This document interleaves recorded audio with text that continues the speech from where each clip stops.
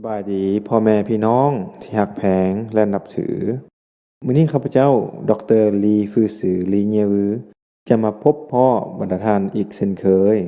หัวข้อในมื้อนี้พวกเราจะสนทนาเกี่ยวกับการเป็นผู้นำหรือผู้นำที่ดีจะเป็นแบบใดและเราจะสร้างผู้นำได้แนวใดการวางโครงสร้างให้แก่ธุรกิจใดหนึ่งหรือคนผู้หนึ่งหน้าเวียกใดหนึ่งหรือเป้าหมายใดหนึ่งนั้นอาจจะแมนโครงสร้างที่ง่ายดายหรือซับซ้อนจุดประสงค์ก็แมนเพื่อให้แก้หรือตอบโจทย์ข้อปัญหาที่อาจจะเกิดขึ้นได้ในทุกๆวินาทีของชีวิตเฮาหรือในอนาคตอันใกล้นี้ก็เปรียบเหมือนสายภูเขาควายที่เหยียดยาวในภาคกลางของประเทศลาวเฮาที่มีหลายจอมภูก็เพื่อมือใดจอมภูใดหนึ่งเสื่อมยุบลงก็ยังคงมีจอมภูน้อยใหญ่อื่นๆของสายภูนี้ไว้ให้ลูกหลานได้เห็นได้ฮู้ถึงชื่อเสียงเฮียงนามและความยิ่งใหญ่สลับซับซ้อนเป็นที่ยำเกรงก้าวขานส่วนนิรันดรดังนั้นต้องฝึกฝนให้น้องๆลูกหลานให้เก่งกล้าด้านความรู้ IQ หรือ Intelligent Quality ต้นทานด้านอารมณ์ Emotional Quality ที่สุดสามารถรับมือต่อกับปัญหาต่างๆในอนาคตเพราะปัญหาเหล่านั้นแห่งเพิ่มทวีและแห่งยากขึ้นมันคอยท้าทายหรือเกี่ยมพร้อมที่จะค้นล้มผ่านในทุกบาดก้าวของชีวิตแต่ถ้าหากว่า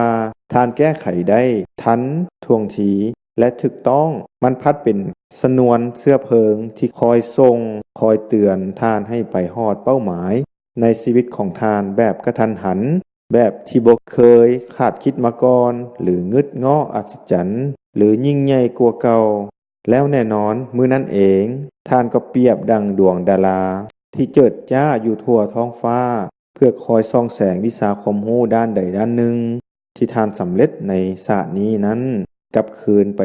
ชี้ทิศเยืองทางให้กับลูกหลานหรือนักเรียนรู้รุ่นใหม่แทนที่พ่อแม่ประชาชนลาวบรรดาเผ่าก็คือบรรดาอาจารย์อาวุโสบำนาญหรือช่วยพัฒนาประเทศชาติของตนแล้วช่วยเบิงแยงประเทศเพื่อนบ้านและโลกของพวกเราให้คงอยู่สมบูรณ์ครบถ้วนหลากหลายสายพันธุ์เชื้อชาติในภายภาคหน้าแปลว่าการที่จะเป็นผู้นำนั้นหรือตัวแทนหรือสามารถบ่มสอนผู้อื่นได้นั้นจุดเริ่มต้นของทุกสิ่งที่ยิ่งใหญ่ในโลกนี้มันล้วนแล้วเกิดจากโตและความคิดของเฮาเองแล้วเฮาปฏิบัติแก้ไขมันได้มือใดสิ่งประดิษฐ์หรือความรู้นั้นจึงเกิดผลประโยชน์สูงสุดให้แก่ผู้อื่นแต่ถ้าเฮายังเฮ็ดบ่ได้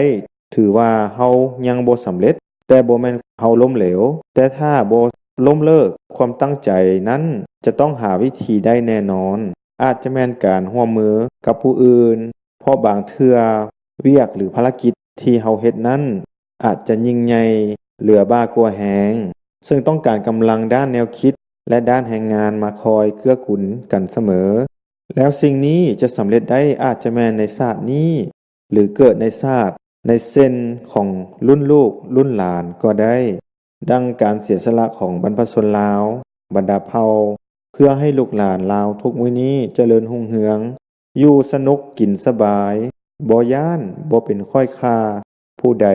มีสังคมศาสนาทุงชาติคือประเทศอื่นๆในโลกพวกเราทุกคนเกิดมามีดีมีครบทุกอย่างอยู่แล้วจงหาตนเองให้พบไว้เท่าใดท่านก็สามารถเปล่งประกายให้หมู่คู่ได้ไวเท่านั้นแล้วประเทศชาติของพวกเราจะสว่างไสวขึ้นในพริบตาท้ายสุดนี้หวังว่ามื้ออื่นท่านจะเป็นคนใหม่เพราะท่านหาตนเองพบแล้วขออวยพรให้ใส่ให้ท่านจงโชคดีถ้าว่าบทสนทนานี้ถึกใจท่านให้ช่วยไปกดไลค์กดแชร์กด Subscribe ให้ผู้อื่นได้เห็นและก็ได้ติดตามแล้วพวกเราจึงมาพบกันใหม่ในครั้งต่อไปขอบใจหลายๆ